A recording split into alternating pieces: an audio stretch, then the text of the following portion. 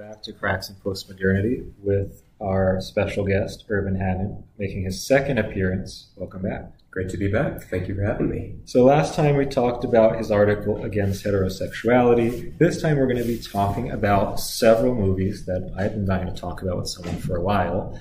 First, we'll talk about Brideshead Revisited. We'll focus on the Granada television series from the 80s. Then we'll talk about Call Me By Your Name. And lastly, Love, Simon. And just to flash back to this real quick, when you first asked me to do this podcast, you sent me the manifesto of Cracks in Postmodernity, which I think is also your first episode on here, right? As you reading it out. And these are the three texts you mentioned in conjunction with each other to talk about, different ways that we need to crack through postmodernity, but different ways that art and culture have manifested and engaged with the sorts of issues that I was talking about and against heterosexuality in recent years, or in the case of Brideshead, not such recent years. Yeah, so you should listen to that first episode. But basically in this one, my thesis, which you can see in the manifesto, is that in Brideshead, we have a pretty much traditional Catholic narrative of love, desire, specifically when we're talking about love between people of the same sex. In Call Me By Your Name, we see a kind of classical Greek pagan narrative, more so one of pederasty or of ephebophilia, whatever you want to call it, that does acknowledge that there is some kind of difference between, the love between a man and a woman and two men. And lastly, Love, Simon represents this very bourgeois, secular, humanistic narrative that's become, pretty commonplace nowadays, that basically proclaims love is love, that all love is neutral, there's no real difference. But again, speaks to this larger cultural sensibility that a kid like Simon would be growing up in. Yeah, the way you put this in the manifesto was the pagan pederasty of Call Me By Your Name, the Christian ascetical chastity of Brideshead Revisited, and the secular bourgeois love is love story of Love, Simon. Exactly. So we are going to start from the top down, Brideshead Revisited, written by Evelyn, how do you say it? Waugh. Evelyn Waugh. Yeah, everyone debates that.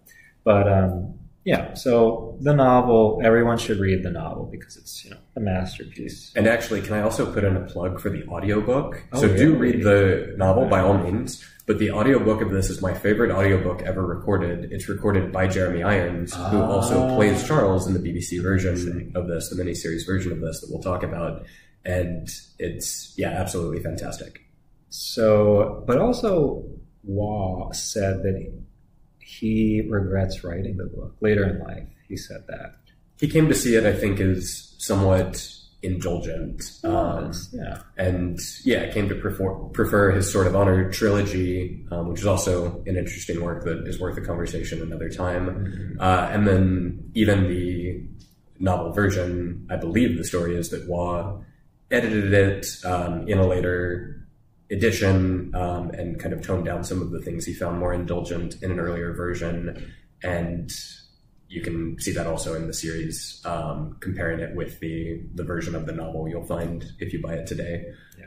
But personally, as much as I love many, many things that Waugh did, from the kind of satires before conversion to various of the works after his conversion, Helen was incredible, etc., turning Constantine's mother into a proper British lady. To me, Brideshead is absolutely his masterpiece. Yeah, and most people would agree. So we're going to focus on Sebastian and Charles.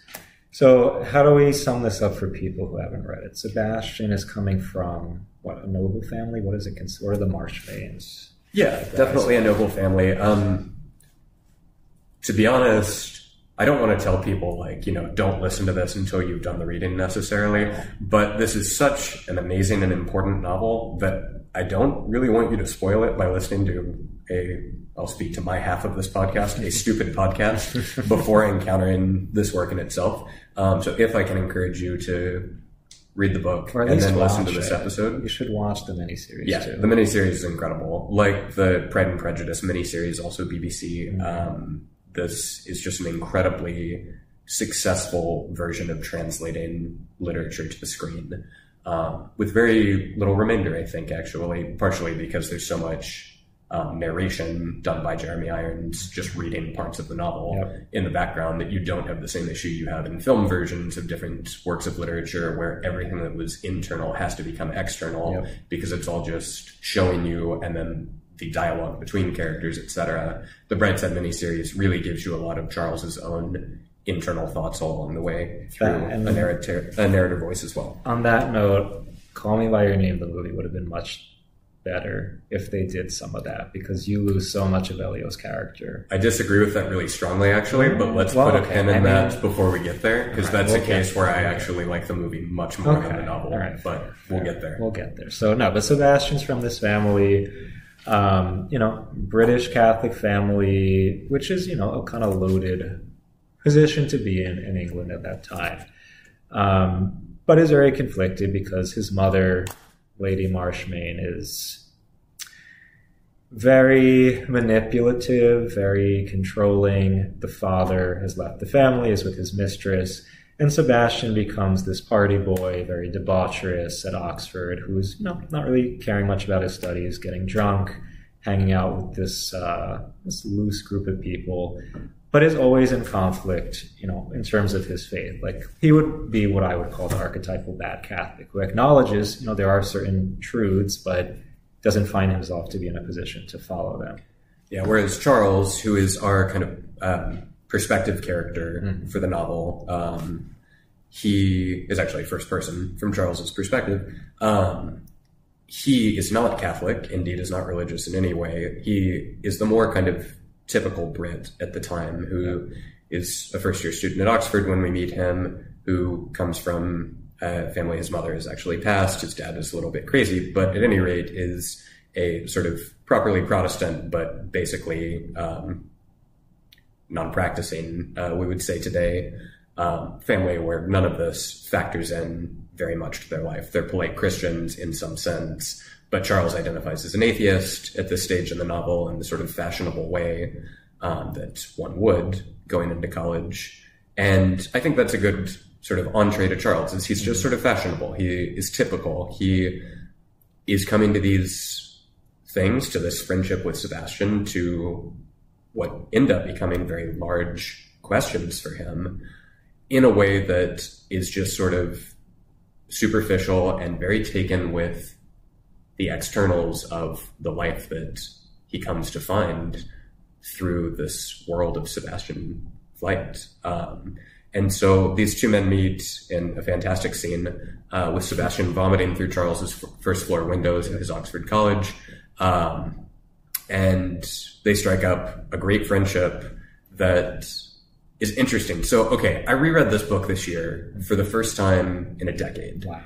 And you know what's wild is when I encountered this book for the first time, and I think I read it 2 or 3 times in the course of a few years when I was in college or a young adult, more of a young adult than I am today.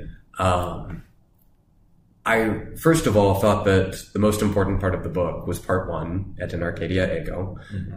And I didn't really notice anything but the actual narrative being relayed in that part. So this time I reread this year. I'm not that old, I'm 33, but I'm at a different point in my life than I was then, and certainly than Charles and Sebastian are in part 1 of the book.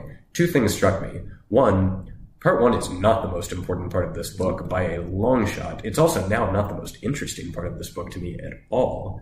And 2, that's not really what's going on in part 1. It's not just relaying a bunch of events that happened in college.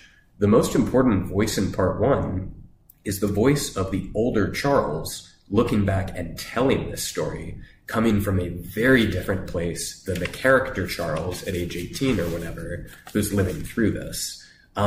So the book happens in 3 parts, right? And then there's also a kind of framing device in the prologue and conclusion, epilogue to the book, with the much later Charles revisiting Brideshead in a very different capacity during the war. But yeah, the friendship between Charles and Sebastian is beautiful and interesting and imperfect, and a preparation for something so much bigger that comes later, both a particular relationship between Charles and Sebastian's sister, which I hope you know, because I hope if you haven't read the book, you already paused this and went and read it. But then ultimately, and finally, and the real point of the novel, for a relationship between Charles and Christ our Lord. Yeah. And so, yeah, it's an interesting thing to return with that perspective, both Charles's age looking back and perhaps our age looking back on Ed and Arcadia Ego and asking, what's really going on here? Yeah, so, I mean, just to speak about their relationship in the beginning, so we see that Sebastian is this decadent, flamboyant kind of figure. It's, you know, it's hinted at that he has some kind of same-sex inclinations, but Wow is very subtle about it. He's not, you know, he's not making this into some kind of, like, you know what's going on, but he doesn't have to say it to you. And I think part of his entry into the friendship with Charles is because he does have this desire for some kind of intimacy, for, you know, some kind of affection from another guy. So can we talk about this for a minute? Yes. Because I do think, I mean, we may just disagree at a certain point about what's going on in Sebastian, but I do at least think we can agree that it would be a really serious misreading of the book and a mischaracterization of Sebastian to think that what Waugh is saying is this is a homosexual who is somehow subverting or denying or indulging or something, this identity that he knows is essentially his and that he has to hide from his mother or something like that, which is often the view of this story that you get. But I actually would go even farther than that and say that I actually think from Waugh's perspective, sex is pretty unimportant in the life of Charles and Sebastian. Well, yeah, because they don't have sex. Unless you watch the recent remake movie. Let's come back to the recent remake movie version. Yes. But yeah, so I said this to a priest friend recently when we were talking about Brideshead. And he asked, well, I don't know, what's your read? Do you think that Charles and Sebastian ever, you know, committed sodomy? And I said, to be honest, I think from Waugh's perspective, it's just not a very important question. Yeah. Like, Charles and Sebastian are living a very young, inebriated, figuratively and literally, superficial, rich life in these years. But I think from Waugh's perspective, the question of did these two men ever fall to unchastity with each other is as like weird and out of left field and inappropriate a question as the question, did Charles used to go home at night during his college years and abuse himself before bed, commit sins against chastity with himself or something?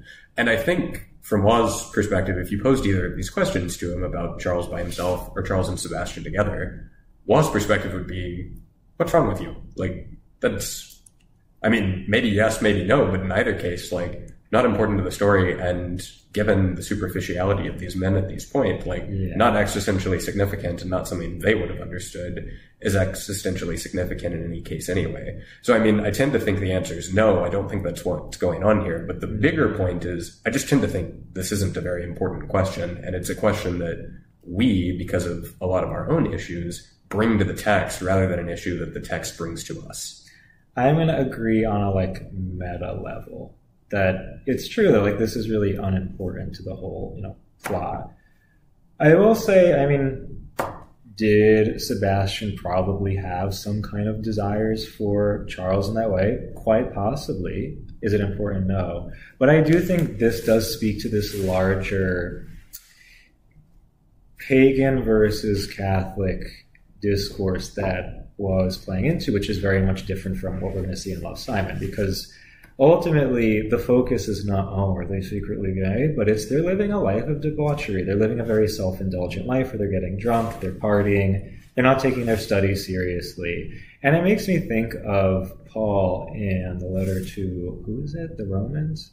Yeah, so Romans 1, probably, yeah. Yeah, because like Paul is basically saying that these people are exchanging their natural desires for, you know, perverse ones, not because, you know, that's who they really are deep down, but because they're so caught up in their decadence and their debauchery, their, you know, lack of regard for the design of nature that, like, yeah, they start to play around and transgress the boundaries of God's creation. Which, according to St. Paul, right, goes hand in hand with atheism / blasphemy / heresy. Yeah, so like you see... mistakes about God and mistakes about how men are supposed to relate to their fellow man somehow go together. Yeah, so like it's like, I think it's anachronistic to read this identitarian kind of narrative into it. But again, any semblance of like homoerotic desire, I think we would attribute to some kind of pagan, decadent element going on in their relationship. And we see first, like, there's a point when they go to visit, what's his name? Lord Marchmain, the father? Yep. In Venice. With Clara. Is that the mistress? And Clara observes that, their friendship, it's cute. There's something immature about it. And in a very Italian way, which is very different from both the British and American understanding, like, it's natural for people of the same sex to have this kind of affective bond, which isn't necessarily sexual, but there is this immaturity. Like, at a certain point, you outgrow it and you recognize that, like, certain type of affection is designed to be ordered towards the opposite sex. So, like, there's that observation. But there's also the point when Bridie asks Charles, Lord Bridie, asks Charles, when Sebastian is in, what is it, Algeria or Tunisia? Yeah. One of those. Well, or is at least pretending to be in them well. Well, he's with the German guy, and he's taking care of him. Oh, I see. Sorry. I was thinking of the tour through, I guess maybe that was the Middle East with the professor who he was not really with because he was drunk most of the time. Yeah, exactly. Sam Grass. So no, but he's taking care of this guy, and Lord Bridie is like, you don't suppose you're doing anything vicious, as in like vice, do you? And Charles reacts like, shut up, Bridie. Like, what are you talking about? So it's just interesting the way that they address this particular vice, or that he doesn't. Well, and I think Charles's point there is the right point, right? Like, Bridie has this sort of prurient interest in, like, do you think Sebastian is giving in to sins against chastity with this German guy? And Charles's point is like, do you see Sebastian? Like, this is your question? Yeah, exactly. Like, this is not the point right now. And this is a time in Sebastian's life where he is an absolute drunk, is extremely ill, is like drinking himself to death, has not had contact with polite society in many years, and is just, basically today, if he did not have his parents' wealth and support behind him, this is a man who would be a homeless man on the streets of New York or of London or whatever. And so the question of, do you think he's a sodomite, is just sort of like, not the point right now. Like, maybe, but part of a much bigger set of problems. Like, and I think what's really clear in the novel is that the issues driving Sebastian to failure, ultimately, not in the sense of damnation, which we'll talk about where he ends up, but driving him in the first part of the novel, the end of the first part of the novel, Sebastian contra mundum, is not at all sexual. Like, what's going on between Sebastian and his mother has nothing to do with his sexual identity, and everything to do with how this woman's set of expectations for her son in relation to religion, but also in relation to society and propriety, are something that he experiences as such an anxiety-provoking burden that every time she tries to help, it just makes it infinitely worse. And it's this sort of communication breakdown between generations that, frankly, is pretty prescient in terms of now very familiar stories between baby boomers and millennials all the time. But it is this just like very, very severe inability for this mother who loves him very much to be able to act in a way that would do anything but drive him into deeper and deeper despair. Yeah, and I think the greater drama of Sebastian's, his life is, again, it's not one of like committing particular sins, but it's this understanding of love as this indulgent, possessive kind of thing versus self-gift, charity. So yeah, it's not whether or not he's having sex with Charles, it's the fact that he's using Charles to fulfill this need, and he becomes so possessive to the point that he doesn't want his mother, his sister, to be spending any time with him. Like, you're my friend, you fulfill me, you another person, something that I, like he's creating an idol out of this friend. And we see that as his life plays on, that he it's like everything is ripped out of his hands providentially, to the point that all he can do is depend on the charity of, well, at the end of his life, of these friars in the hospital in Northern Africa. And I don't know, like, I think what we see in the end is, like, before he goes to the hospital, like, he's taking care of this German guy. So already this kind of tendency towards attachment, especially being attached to other men, starts to turn into this self-gift, this charity. But then at this last point, he's totally, a total drunk, and is relying on the kindness of these friars to survive. So it's like this very messy story, through grace, eventually brings him to fulfillment, the fulfillment of a charitable kind of love, not this possessive, indulgent one. Right? Yeah, and I think we should say, too, that in part one, so I agree with you completely. I think all of that is there in terms of the sort of inordinateness of Charles, unfortunately, becoming a piece in this larger ploy between Sebastian and his family. But even though there is that possessiveness, even though there is that sort of corruption of this friendship, there's a reason that the friendship between Charles and Sebastian is something that's so celebrated and attractive and beautiful. I think especially to guys who are about that age, Catholic guys who encounter this and think, like, either I recognize myself and my friend or friends in this, and how wonderful that there is a Catholic work of literature that recognizes this special thing and celebrates it, or reads this, and maybe these days, unfortunately, this is the more common reaction, reads this and thinks, God, I long for that so badly. Like, what I wouldn't give for the kind of friend at this point in my life that Sebastian had in Charles, or vice versa. And I think that's supposed to be there too. So evil is always parasitic upon a good and an imitation of a good, but their relationship at its root is a good relationship. It's a good friendship. And it's a good friendship that, unfortunately, a lot of Sebastian's inner demons, and some of Charles's too, end up taken to a messy place. But I think we can relate to that in life too, right? Like these really special early friendships you have as you first kind of come into the fullness of human life and adulthood are these sort of blissful, easy, wonderful, carefree things that time goes on, suffering ensues, and please God, those friendships persist and become stronger than ever. But they're not carefree for long. And I think that it captures a really beautiful, interesting moment in sort of emotional maturity and in the trajectory of friendship in a way that not many novels do, especially these days. And I think this is where we'll end up in this conversation. But when you compare the beautiful BBC version of this to the movie version that I refuse to watch, but that I've seen the trailer of. So this was like, what, 2010 or something? When did this movie come out? Something like that. They made a movie version of Brideshead Revisited with Emma Thompson, who I love. So a shame that she was involved in this. She's Lady Marchmain in the movie version. That basically turns this into a story about a love triangle between a brother, a sister, and their friend Charles, manipulated by this mother. And that is how our generation tells the story of Brideshead, encounters the story of Brideshead, and puts out stories about friends in young adulthood. It's all got to be all about sex.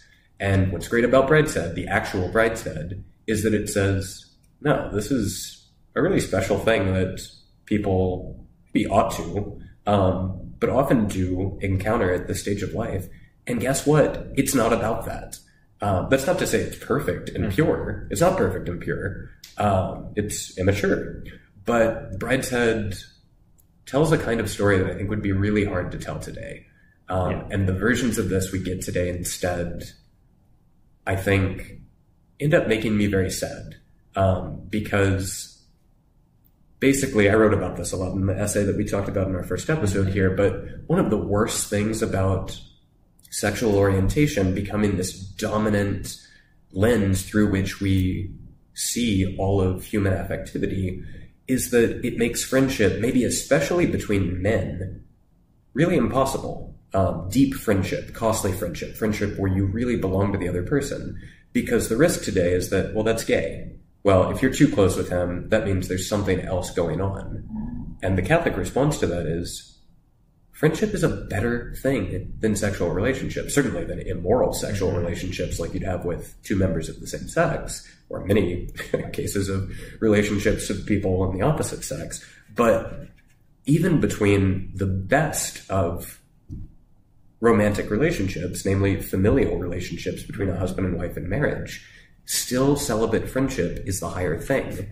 A sign of which is that we will have celibate friendship in heaven, but in heaven we neither marry nor are given in marriage. Christian marriage is great, but in fact, what we have, predominantly with our own sex, but also by the grace of the sacrament, with one's spouse, in its best ways, in its highest kind of range, is a celibate relationship that is the life of heaven begun here on earth. And that's a better thing. And it's so hard today to present art that shows that. Instead, we have, quote unquote, just friends, which is this like kind of shallow, lesser thing where you hang out on occasion, but don't you're not pursuing share anything, yourself. though. Yeah, and I think that's the difference. Like, I don't know, when you look at the trajectory, particularly of Charles, it's like he starts on this base, very instinctive level with Sebastian, which I'm, just in the context of this conversation, would be the pagan level, the unnatural level. Moves on to Julia, which would represent the natural, the potential for procreation,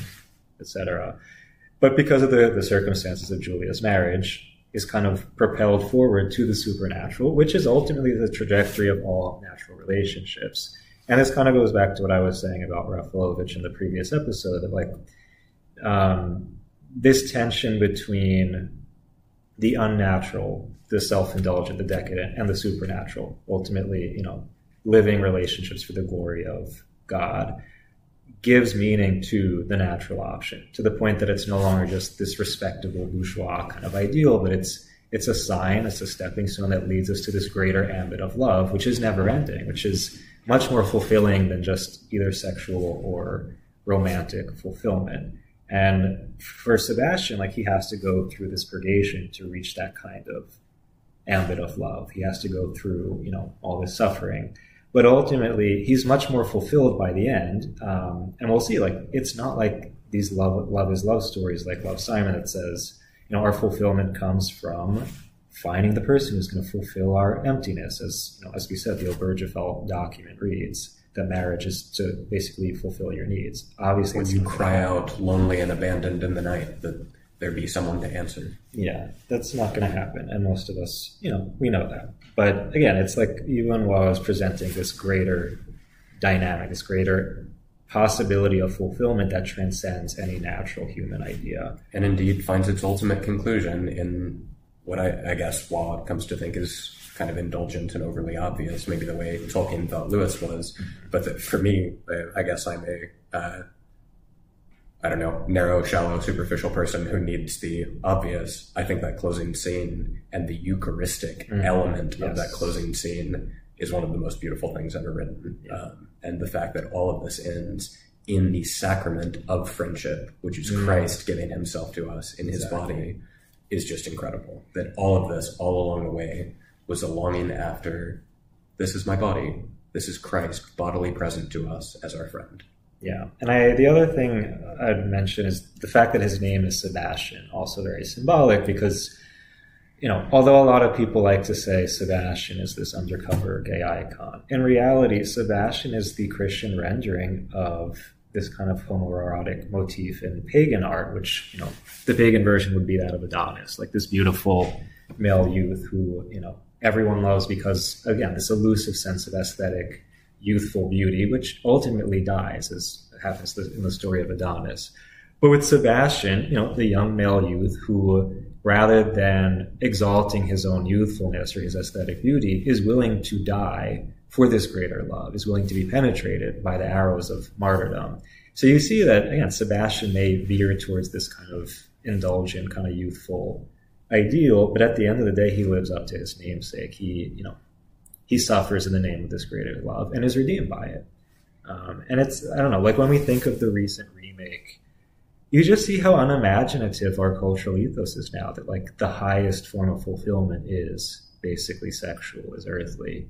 And like even the scenes when you see Lord Marshmaid's conversion, and also Emma Thompson like they make her this kind of religious fanatic, which totally is, it's so reductive and unimaginative and boring. And I also wanted to mention there was a kind of spin-off that was made a few years ago called Those People, which is like a modern retelling of the story taking place in Manhattan between two very rich Jewish guys. And it's super graphic for those who are, guarding their chastity. But I have to say, like, there's something very true about it, because it's basically like, if the recent remake of it is the Love is Love bourgeois kind of rendering, this one is more akin to Call Me by Your Name. It's a very pagan rendering that shows that, first of all, the erotic tension between the two, it's not love is love. Like, there's a very pagan element to it that ends ultimately in destruction, because this exaltation of indulgence, of decadence, is not built to last. And it's very honest about it. So watch it if you want to. I'm warning you, but it's interesting, at least, to see those different plays on the story. Yeah.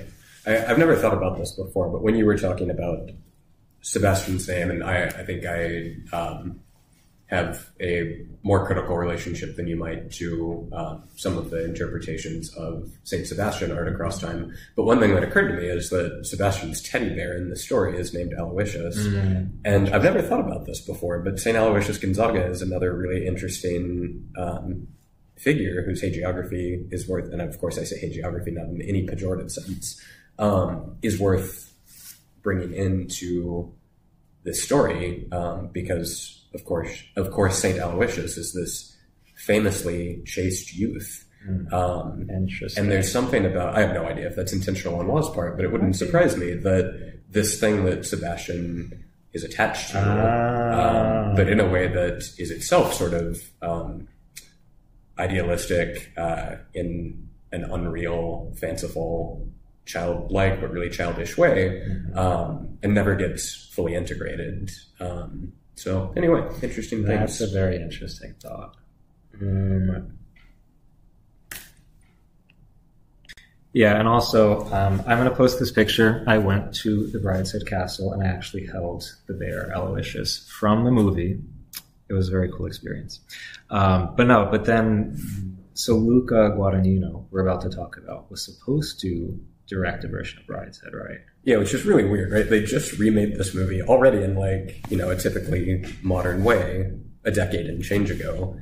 And yet the rumor for several years now has been that Luca was about to get to do his version of this film, which I have been absolutely dreading. I mean, I wasn't going to watch it. I didn't watch the last one either, but oh my gosh, what an absolutely terrible idea. And thankfully, I think in the last couple of weeks, at least I came into awareness of this in the last couple of weeks, that project has fallen through, and Luca Guadagnino will not be putting his stamp on Evil and Law, for which I'm infinitely grateful. Thank Providence.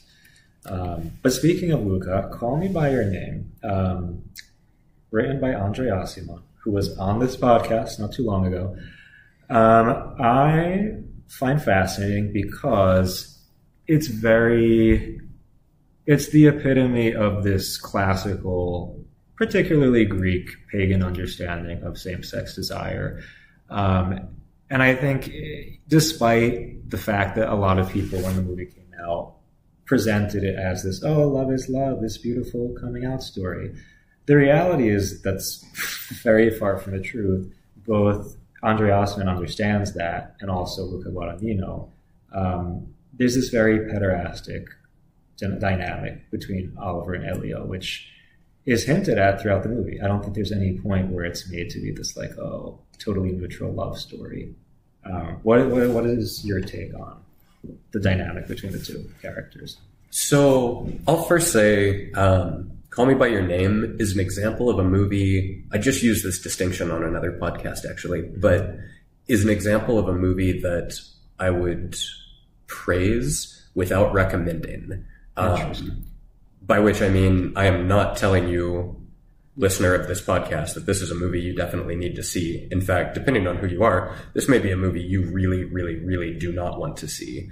You have to use your discernment. For sure. But actually, so in context of the other podcast, just because this is slightly relevant to this, I was doing a Josias episode talking about temperance and was talking about two different movies about sex addiction, pornography addiction. Don John and Shame. And I was saying that, this is an aside, but, relevant to these themes, I was saying that the Catholic blogosphere got all excited about Don John when it came out. And that was really disappointing to me because I actually think that Don John, that movie with Joseph Gordon-Levitt and Scarlett Johansson and Julianne Moore and whoever, was way, way, way too light and comfortable in its presentation of pornography addiction was kind of the point in that movie. And that made it like not too threatening for the Catholic discourse machine to talk about. Whereas Shame is Michael Fassbender and what's her name? Carey Mulligan is his sister. And that is one of the darkest movies I've ever seen. Spike Lee. Spike Lee. It's not my favorite Spike Lee. Like, movie-wise, I don't even think it's that great. But in terms of showing you the horror of sex addiction, oh my gosh, that movie is so much better than Don John. Anyway, I mentioned that just because in the case of Shame, I said, I'm going to praise this movie for what it does, what it shows, without telling anyone they need to go see it. And likewise, Call Me By Your Name. So I first saw Call Me By Your Name last spring sometime. And I knew that it was on Netflix, at least. So, like I said, I live in Italy. In Italy, it is. And in America, it's not. It's not, okay. So I'm just going to say, I downloaded it when I was in Italy, and when I came back the next day, it was gone because I was in America. Sorry. But I actually ended up watching it because a Dominican priest friend recommended it to me. And it had been recommended to him by his frat boy of a little brother who he says has a hollow leg for American light beer. And this combination of people, I was like, oh, this is not what I would have expected for this movie in terms of recommenders. So I checked it out. And to me, this movie was so unbelievably affecting. It's difficult to explain just how profoundly it kind of shook me. And there are so many things that go into that. I think when it comes to aesthetics, Luca has my number like no other director. But then also the music that goes into that movie with Sufjan Stevens, a lot of those songs, but Mystery of Love especially, is I think the best song Sufjan's ever recorded. Are you a fan? Not a huge fan, but the tracks in that film I think are incredible. I mean, I'm not a fan. Gideon? Yeah, what's that called? Visions of Gideon. And then Loaded. Very Loaded. Yeah. But anyway, so I encountered this movie and it just kind of bowled me over. And I remember sitting in the credits of the movie, which is itself a scene in the movie, and crying and thinking two things right then. One, I thought about St. Augustine and the Confessions, talking about going to theater shows and weeping over the misfortunes that afflict bad people rather than weeping over your own sins. And thinking too, this is why in other ages we had an index, because this is the sort of thing that is so compelling for trying to convince you of truths that are not truths, basically. Really? And yeah, because what I think the ending of the movie makes you do is it makes you root against the older character, Oliver, getting married and having a family. Really? For me, that's very much the effect. Is the movie convinces you or tries to convince you that, wow, how much better it would have been if these two could have been together. And of course, unfortunately, that is where novelistically this goes. Not in Call Me By Your Name, but in the sequel Asimov wrote, I did, that Asimov wrote basically to appease the fans who wanted these two guys to end up together. And he writes this bizarre book that doesn't work at all, in my opinion, that another priest friend who I was talking to about this said, yeah, sequel terrible, but you can kind of understand ex ante why that would have to be the case, right? Just given what the story is. And he's right. But anyway, this movie affected me very profoundly. And so I went to the novel not only to prepare for this podcast and this conversation with you about how these themes are playing out in our culture right now, but also to come to understand what it was about the movie that I found so affecting. And I think I had a different relationship to these than you did, because for me, I went to the novel and discovered, very well written kind of postmodern young adult fiction of the LGBTQ plus variety. But the novel didn't strike much in me, whereas the movie struck a lot in me. And some of that is, as I say, the sort of cinematic. I have a priest friend who says, yeah, anything that Call Me By Your Name sort of sets off in the heart could really be resolved by just owning that house in Tuscany. Yeah. And it's so true. Like, that is such a beautiful setting and movie. But also, I think for me, the setup of all of that, of this Columbia philosophy student showing up in northern Italy for a summer, is also just terrifyingly relatable, because I was a Columbia philosophy student who in college lived in northern Italy for a summer and live in Italy again now. And so this whole setup was just so nostalgic for me. And then watching in the movie version, the friendship between these two men, Elio and Oliver, so that's Timothy Chalamet and Armie Hammer, develop over the course of the movie, I thought was just this really beautiful thing. And then, unfortunately, this went the only place that any story like this can go today because of our boring blinders in terms of the possibilities of human relationships and friendships. Of course, they had to end up in bed together because they love each other that much. They're drawn to each other that much.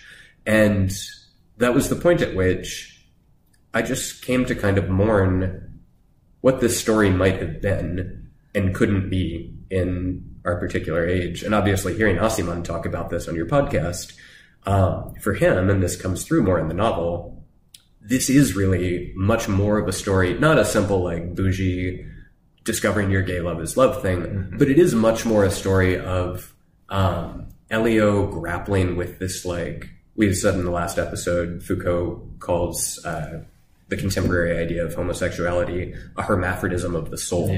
And that qualifier definitely applies to Elio in the novel. He's discovering in himself this hermaphrodism of the soul and wanting someone to mirror that and recognize that and affirm that and all these different things.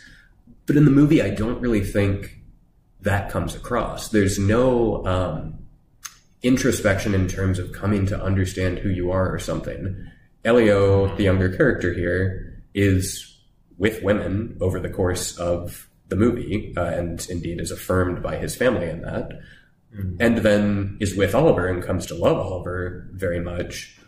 But at no point is there some like realization on the part of either of these characters that like, oh, I'm actually gay, or oh, I'm actually trans, or oh, I'm actually, you know, both male and female or something in the movie. Whereas in the book you get more of that. And I think part of why this is so compelling to me, but also part of why I think it is interestingly reflective of the moment we're in 2017 when this came out, different than when I came out with that essay we were talking about, is that these are not characters who are queer, like in any, you know, kind of stereotypical flamboyant sense. It's not insignificant that both of these characters are played by actors who, you know, are not sleeping with other men in real life to anyone's knowledge.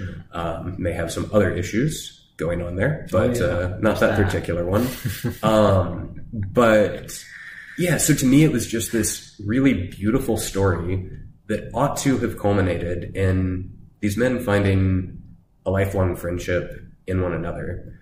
And if I can, I want to read a passage from the book that really struck me. It might be my favorite and least favorite passage in the book, because it just shows, I think, so clearly the problem with where we're at in our ability to understand all of this today. So this is what Elio says to himself, just on page 30 of the book. So early on in the summer, in his friendship with Oliver, or his relationship with Oliver, but before they're, you know, sexually consummating this in any way. He says, "The word friendship came to mind, but friendship, as defined by everyone, was alien fallow stuff I cared nothing for. What I may have wanted instead, from the moment he stepped out of the cab to our farewell in Rome, was what all humans ask of one another, what makes life livable. It would have to come from him first, then possibly from me. There is a law somewhere that says that when one person is thoroughly smitten with the other must unavoidably be smitten as well. Amor ca nullo amato amar perdona. Love, which exempts no one who's loved from loving. Francesca's words from the Inferno. Just wait and be hopeful. I was hopeful, though perhaps this was what I had wanted all along, to wait forever." So the thing about this passage is Elio is basically saying to himself, here is this man who I've gotten to know, who's come into our lives with my family here in Italy, who is just so striking and attractive to me in the sense of I'm drawn to him, and he thinks to himself, friendship. Well, friendship's empty. Friendship doesn't mean anything. Friendship is insufficient for what I'm desiring. And I think that's such a sad thing, because in a better age, you ought to have had this beautiful story with Luca in charge of sets and nothing else that told this incredible kind of Brideshead-esque, part one Brideshead-esque story of two men who find in each other the bosom buddy of the rest of their lives, but never involve genital sexuality in that. And I don't know, there's a lot of other issues in this too. You're asking about the age dynamics here. Yeah. So that's another thing that in the book is so apparent, right? Like this is the story of an older man and like a kid kind of, or like a adolescent on his way into young adulthood or something. In the movie, I actually don't think that's as pronounced. So I think it's supposed to be pronounced. I think there's a lot of things that Luke is doing in terms of, for example, all of the having Elio's father be a classicist, looking at sculpture and all of this is supposed to have resonances with this, and it does. But different than having a 17-year-old and a 24-year-old, you've got two guys that when they filmed this were 20 and 30, I think, were Army and Timothy's ages. And I'm not saying that's not an age gap, that's a bigger age gap, but Elio doesn't come across in the movie as a child to me. They both come across as young adults who end up finding a kind of equal in one another and being constantly surprised by each other at the potential for what ought to have been friendship there, in a way that to me just reads very, very differently in Osimhen's story. I mean, before I respond, side note, do you know those memes that came out last year of like people's pictures that were kind of like photo negatives and they're like evil? So it's like photo negative of Camille Paglia. Evil Camille, Judith Butler's evil Camille Paglia. Did you ever see those memes? Yeah. So my meme is Timothy Chalamet is evil Carlo Acutis. Doesn't that make sense? Gosh. It does, because they look similar, but they're total opposites of each other. I don't know. That was my joke. I don't take it as a joke. I actually think, gosh, it's true, though. It's striking and something I'd need to think more about before I comment on. But if I blessed Carlo Acutis, please pray for us. Pray for Timothy, Luca, and Andre. If I knew how to make one of those memes, I would. But okay, so I have a lot of things to say. First, just like we need to look at the context that this whole plot is playing out in. You have this very well-to-do bourgeois family. The father's an academic. They go between New York, Italy, have this lovely mansion there. But you see that like their moral ethos, their sense of reality is very much shaped by this.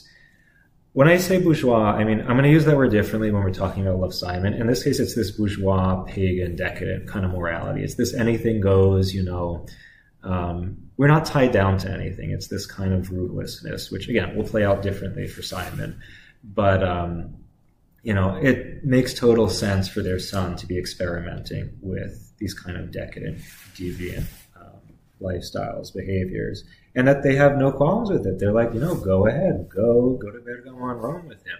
Have a good time. To the point that at the end, the father's like, I wish I could have done what you did, so live it up, enjoy it. So you see what kind of world Elio is growing up into. And it's the perfect setting for, again, the Paul letter to the Romans 1 vibe, that it's like your decadence, your indulgence leads you over to these kinds of, these behaviors that transcend the boundaries of creation, of what's natural. Yeah. So it's all set up for this. And I think we should juxtapose it. People don't really pay attention to this, but there's a couple that lives with the family in their Italian house, Anchise and Mafalda, who would represent this working class very, you know, grounded in nature, grounded in hard work. They're the servants, right? Or I mean, servants is not like the the word you use house, in this the period, aides, but they're whatever. the cook, the mechanic. And you see that there's this earthiness to them, this like being in touch again with nature, with, you know, order that the family is the polar opposite of. A very humble, kind of beautiful, you know, kind of juxtaposition in a way. But so then, so we see what Elio's growing up with, and when he meets Oliver. Well, let me also say this about Andre. So if you haven't listened to the Andre episode, listen to it because you'll understand him as a person and how he conceives of this whole plot. First, he is, you know, he's a classicist. Like he's deeply rooted in classical literature, classical art. So you understand why he's going for this, you know, Greek pederastic kind of dynamic between the two main characters. But there's also this Augustinian bent, and he even mentions, you know, that he's inspired by the image of the restless heart from the Confessions. And, you know, what I think is most valuable about Call Me by Your Name is that it shows that desire is constantly in tension between two forms of transcendence, either God, the creator, or something diabolical, something that goes against nature. But either way, desire is always pointing to something that's beyond ourselves, which is the total opposite of what we're going to see in Love, Simon. So you see, like, Andre Aciman himself is struggling with this, you know, where does my desire go? Like, is Augustine right to turn to God to fulfill it? But either way, like, there's this constant restlessness. Yeah, and in terms of putting this into conversation with against heterosexuality and our first episode here, another thing that I remember Andre saying on the episode he did with you was, from his perspective, and he writes his characters accordingly, he doesn't think there's such thing as someone who's only attracted to the same sex or only attracted to the opposite sex. So he already, I mean, the novel's older too, but in terms of someone who was kind of setting the tone for, or just a kind of barometer for where things were heading, already this is a story in the book version, but then way more so in the film version later, I think, that just has no place for these sort of rigid essentialist categories in any way. And that's part of why it reads as believable. Mm-hmm. And to me, reads as really compelling. I think about this too, on analogy maybe with another of my movies that I've seen in recent years that has meant a lot to me. And that's the Before series, and especially Before Sunset, the second of those movies, which is my favorite of them. So if you don't know those movies, it's Ethan Hawke and Julie Delpy, a French actress, and they're basically the only two characters in the movies, except for one scene in the third movie. But they're set and shot 10 years apart. They each take place on a single day. And it's just these two people, a man and a woman, and a kind of quick snapshot of where they are at these different points in their life. And the second movie, sorry to give something away here, but the second movie is a movie that is basically asking you to root for them to commit adultery because they're meant to be together, but he's ended up with someone else in the meantime. And obviously, we know that that's immoral, and by immoral, we mean something that's not going to make you happy, something that's not actually ordered to your true good. Mm-hmm. But when you can take it with that asterisk and say, how great this story and this incredible presentation of human relationship and aging and suffering and all these things, how compelling and how real this is. That's sort of the relationship I have to Call Me by Your Name, where I think there's something so true and good here, mm-hmm. that then there's also this element of, like, instead of rooting for them to commit adultery, what the narrative is trying to do is get you to be longing for them to come to a sexual relationship and then very kind of satisfied when they do. And that's grain of salt, it's a pile of salt. It's kind of the centerpiece of the movie, unfortunately. But for me is the thing that I say, gosh, what this could have been is so interesting and incredible. And instead we get something else. One other thing to say real quick. I watched a movie last night, also by Luca Guadagnino, that's earlier than this. That's one of his Italian movies. It's called Io sono amore, I am love, and it stars Tilda Swinton.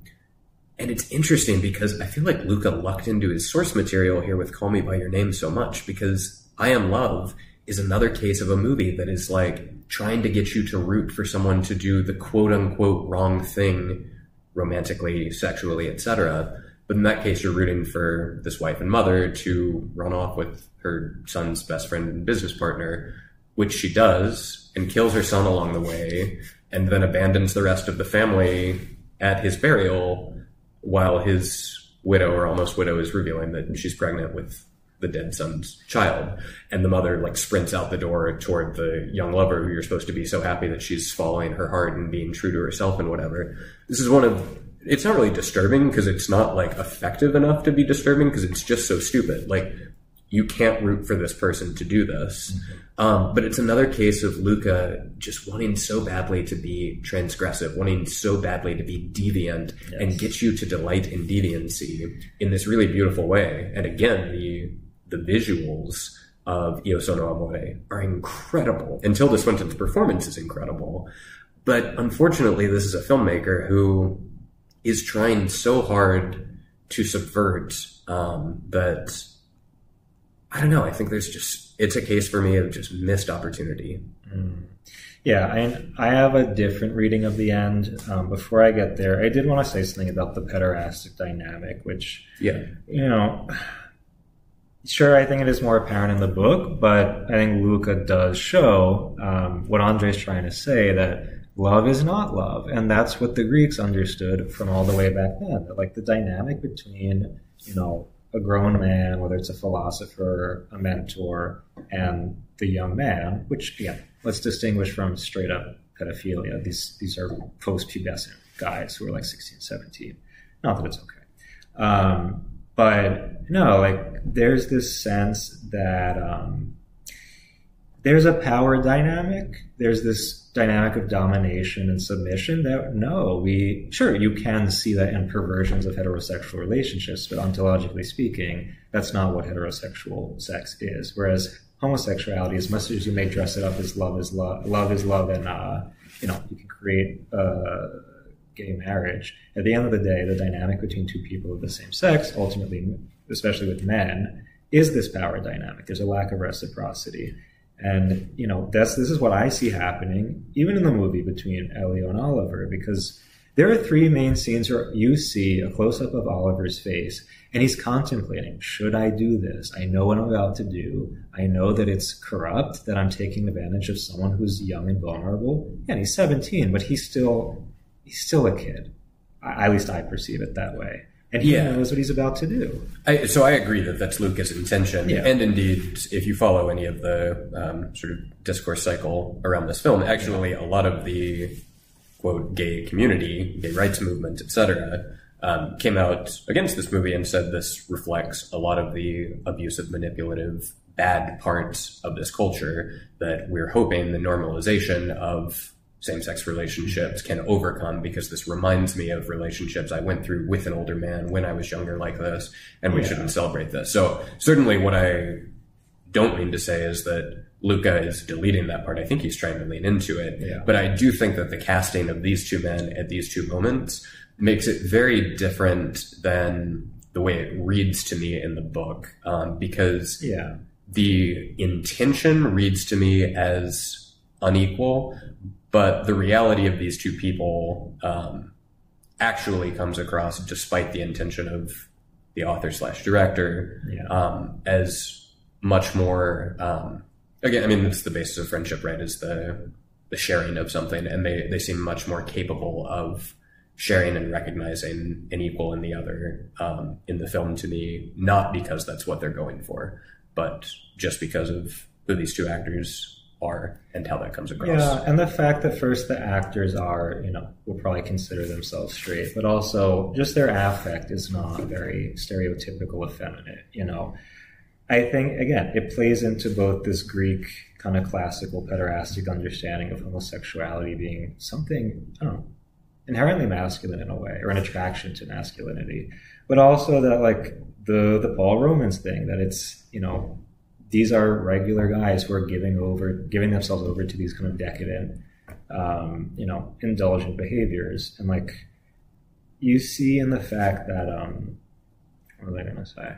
No, but also when you see the dad is projecting the images of the Greek statues, that he's saying how back then the male youth there's this agelessness, this kind of allure of their youth that, you know, they're begging to be desired. You see there's something perverse about it. There's something very manipulative. So I find that scene so disturbing in a way almost as much as the last one when he tells him, like, oh, I wish I could have done what you're doing. Yeah. It's so free. Like, as a father. So the last one is the one, I mean, it's the, like, cheating Oscar bait scene of, like, here's the point of the movie, etc. But the one where he's projecting the images and talking to Oliver is basically him giving Oliver his blessing. Yeah. And just creepy. Not what you want. Okay, so you said you have a different read of the final scene. So I'll say Talk to me about it. No, I mean, I see, so Oliver calls, hey, he's like, oh, Elio, call me by your name. I'm getting married. So then it hits Elio, like, wow, this thing, which was so ravishing, fulfilling, has fallen apart. Now, we can say, oh, it's because of heteronormativity and that society expects him to marry a woman. Sure, okay. But at the end of the day, we know that this dynamic is not set to last because it's rooted in this indulgent, possessive form of love, which, again, ontologically will burn out. And so can I ask a question real quick for clarification? Is this your, like, you reading these characters as real and saying this is what we'd say really truthfully is going on here? Or is this you saying this is the intention of Luca or Andre? I doubt it's their intention. Okay, I mean, cool. Andre did comment on the fire scene. He had something interesting to say, but it's different from what I'm saying. I'm saying from my experience and my convictions that, again, any form of love that is not rooted in the design of nature, in the pursuit of God, is going to fall apart. That's just ontologically how it adds up. Yep. And when he's looking into the fire and starts crying, this is extremely hopeful to me because he's saying, you know what, now I see, again, me reading it this way, pagan love burns out. And yet the desire, the fire in my heart, very Augustinian, continues to yearn for more. And I love it because it's kind of a smack in the face of the love is love narrative that, like, no, love does this kind of earthly love, even heterosexual love, is not going to fulfill the person. It cannot complete you. Love has to point us to this greater flame, this infinite flame that will never burn out. And he's showing that, like, yeah, my heart still wants something greater. And no, he's probably not going to go pursue God and give his life to Christ, but the fact that he's saying this is not the answer and the heart remains restless, there's this infinite restlessness, to me is very hopeful. Again, it's my reading, but... I mean, I love that. Yeah. And I think, like, again, taking these as real people and saying what's really going on here, I think that is fantastic. And is a very different way of taking the visions of Gideon, sort of needle drop that happens in that scene too, because that, of course, is an allusion to Gideon in his visions of God. Yep. So, yeah, I think there's a sort of photo negative of the Eucharistic Brideshead ending there. But evil Brideshead. Exactly. I'm going to make that name too. So, I mean, also, evil call me by your name, love Simon.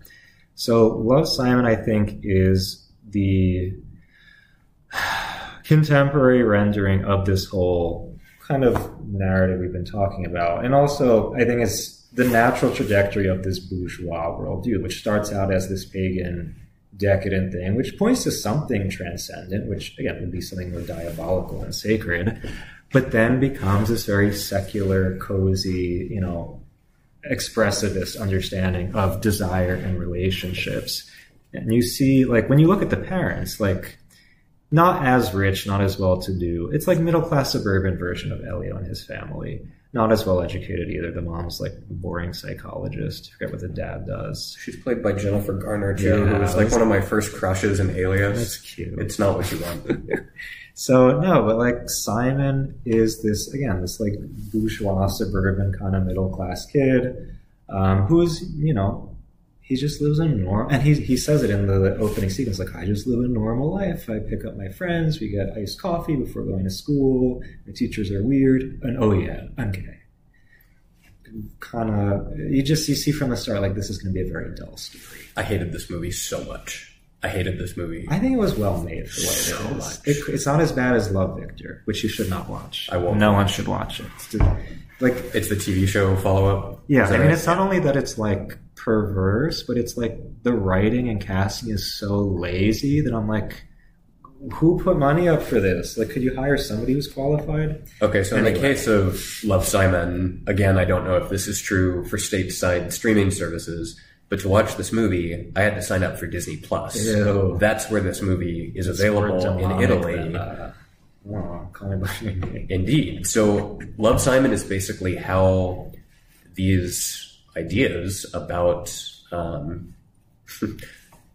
sodomitical equality basically are filtering down to a Disney Channel audience. Disney Channel is probably dating me, but a Disney audience, a Disney Plus audience. This is like, here's the version of this story, this coming out narrative for normal young teens who in my day would have watched, whatever those shows were, Lizzie McGuire and even Stevens, shout out Shia LaBeouf. But yeah, I hated this so much. I thought it was basically the most boring, predictable, cloying, as you say, bougie, cozy story of, oh, by the way, I have a big secret, I'm gay. And then this dramatic, like, coming out of the closet thing that lasts the whole movie and trying to figure out who his, like, secret pen pal is at the high school who's also gay, whatever. One thing I will say about this, though, so different than Call Me By Your Name. I think this movie is not really a confirmation, at least not nearly as strong a confirmation of my predictions in Against Heterosexuality. Yeah. Because this movie definitely operates in a space of you can be gay and find out you're gay and not be able to do anything about it and have it as a secret and have to live in accord with it and then come out and tell the world, whatever. That's all there. It's like this very, very essentialist story. Yes. However, I will say, which again is predictable given that it's unfortunately a kid's story or like a teen story for Disney, that of course they're going to get a version of this that's lagging behind. Mm-hmm. But I think it's actually really important and is telling and is a step on the way to the things I was predicting that are much more writ large in adult media at this point, that these characters are not flamboyant. These characters are not queer. I have no idea who these actors are. I couldn't tell you either of their names. The love interest identifies as some type of queer in real life, but not in the movie. But in the movie, these seem like your everyday high school, like totally normal, quote unquote, straight guys. And there's even a scene in this terrible movie where when he's come out, he thinks like, oh, now I need to dress a certain way or carry myself differently. When he does the dance number outside the college. I honestly don't remember that, but given that description, it sounds like I have subliminally blocked this out of my memory for a reason. I enjoyed that. But yeah, I mean, they do this to make the point in the movie that actually, no, it's ridiculous that to quote unquote be gay, I now have to like wear tie-dye tank tops and skinny jeans or something. Dance to Whitney Houston with rainbow colors, Which I think like is actually a step in the direction I'm talking about in the sense that this is no longer the same sort of hermaphrodism of the soul or whatever. Basically this like girly boy sort of essence to the way a gay person has to carry himself that was the stereotype. And instead, the point of this story is to say, no, quote unquote, normal guys who look just like you and me can be like this too. It's everyone. It doesn't carry all this other stuff with it, which is already a way of saying you're not really discovering something that infiltrates and affects every part of your life in this very specific and predictable way. The only flamboyant character is, I think Nathan is his name, starts with an N, the black gay kid, who I think is much more interesting than Simon. He has an edge, he's funny, he's, snarky to the kids who make fun of him. It says something about the fact that, again, the more interesting gay character is the black kid and not this boring, again, white bourgeois. Anyway, a lot to be said there. But what I think is most powerful about this movie is not the homoerotic kind of dynamic between him and his pen pal. It speaks to this larger reality of, again, the bourgeois, suburban, secular mindset, which is utterly dull and boring. And you understand why so many kids are now turning to these outlandish not just forms of sexuality, but like, I don't know, like you see where the extreme depression, even suicide, is coming from. It's this flat worldview where the parents are not pointing you towards some kind of higher ideal. They're just these arbiters of your freedom. You know, they're just there to protect you that you don't get hurt. But at the end of the day, you do you be your real self. I'm not going to point you towards something that's objectively meaningful and that's going to last in the long run. It's just like you do what you want in the moment. Don't get hurt. Even the principal is the epitome of like authority without any transcendent kind of point of reference, because he just tries to be cool and make jokes with the kids. But like, again, these kids don't look to adults to teach them anything, to guide them towards something. And you see that also in their friendships. Like, their friendships are about the most mundane, boring things. Like, again, let's go to Starbucks and get coffee. And yeah, not mundane in the sense of like commonplace. No, like, but mundane in boring. the sense of like, yeah, basically consumerist and like, let's go to the Halloween party, let's get drunk, oh my god, we're going to the homecoming game. It's like, you see how nihilistic ultimately the suburban culture is. And like, again, they wrap it up with the bow on top, like, oh, he goes to the Ferris wheel and he has his kiss, and then the boyfriend goes to get coffee with them. But again, at the end of the day, where are these kids going to end up? They're going to be miserable.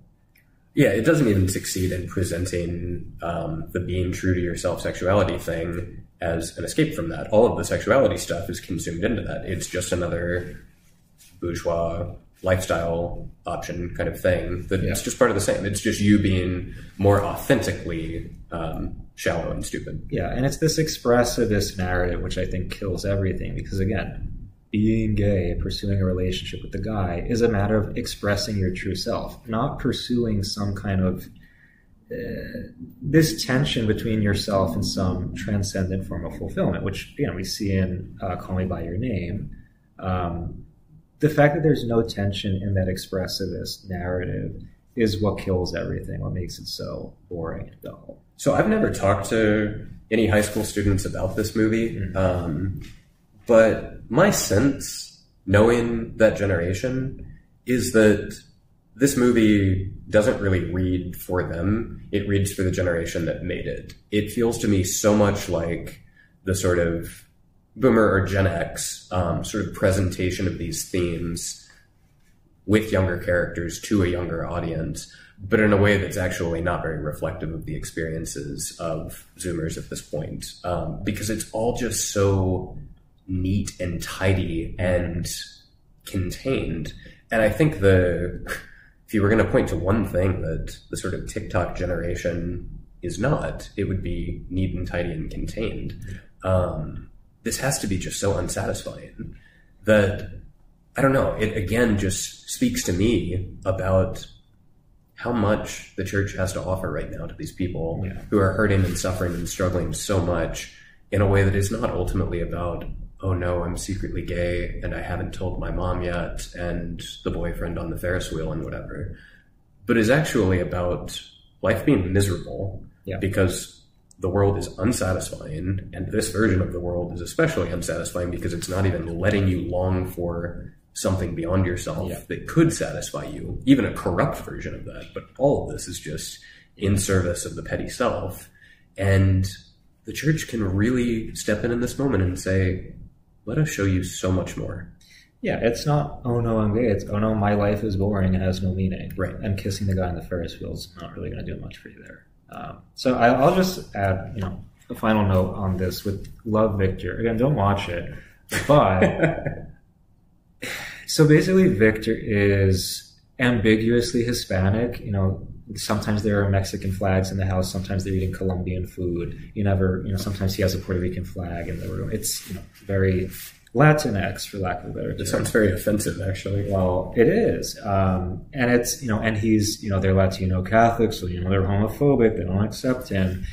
And you end up seeing more in Love, Victor how elitist this kind of narrative is, because you're basically saying you and your Latino culture, which again is a colonized culture, a culture that understands that this bourgeois decadent lifestyle is, you know, is not conducive to their flourishing, especially considering their economic lack of privilege, whatever woke terms I'm going to use. But you're basically saying that this bourgeois love is love, like do what you want understanding of life is better than this backwards, developing world, Catholic worldview. And it's like, sure, okay, homophobia, beating your kids because of their proclivities, obviously not good. We know that. But the fact that they're saying, like, Simon or Victor, you should reject your parents' culture and their faith in order to be who you are, it's like, now we see that there is an ideological colonization happening. Don't watch it, but I'm just telling you, like, the true colors of Love, Simon come out in Love, Victor. So. Can I cap this with a story? Yes. So, I don't have some like grand point to this, but this is just an interesting thing to me that happened that at least points to the Catholic alternative that we can offer here. So I was in Italy back in Holy Week last year, or the week before Holy Week, actually. It ended up being an impassioned type there. And a group of friends and I went and got to do a walking pilgrimage for the week leading up to Holy Thursday. So we're in the Thursday before Holy Thursday, and a bunch of us, me and some religious and lay folk, one priest, are heading up to Siena to start doing this pilgrimage from Rome. And we're on a bus together. And I'm sitting by one of my best friends, who's a great, great priest. And we're sharing AirPods. I mean, I have one in, he has one in. We're playing songs for each other. And he knew Sufjan, but hadn't really listened to any Sufjan stuff since he'd entered into seminary. And so I put Mystery of Love on for him, and he loved it. I think it's Sufjan's stuff. Yeah. Top-rated song now on iTunes or whatever, Apple Music stuff. We're listening to the song, sitting on this bus, driving out of town, and it just hits me that in the context of the film, that's when that song is playing, is Elio and Oliver on a bus, leaving town on their way to this adventure. In the novel, it's Rome. I think in the movie, it's Bergamo. But here I am with one of my best friends, a committed celibate and priest of our Lord Jesus Christ, listening to this song about the mystery of love, also on a bus, also in Italy. And it was just this perfect kind of example for me of, okay, Call Me By Your Name and some of these other works, not Love, Simon, are examples of posing a problem and a set of opportunities for longing for something beyond yourself, but has none of the right answers to it. And here I was in this just weird providential moment, which was very unplanned, with this kind of, again, here's your photo negative meme, but this was like the good version of everything that, for me, ought to have been in a better age in telling a story about these two guys. I was just very grateful for it, and then went and had a phenomenal time for 10 days, walking, chatting with friends, not just chatting, that sounds superficial, but you're on long, grueling days of pilgrimage walking, talking very deeply with people, in fact, for hours a day, singing rosaries together, sharp pilgrimage style, praying the office, having these incredible liturgies, old liturgies, getting into Holy Week there.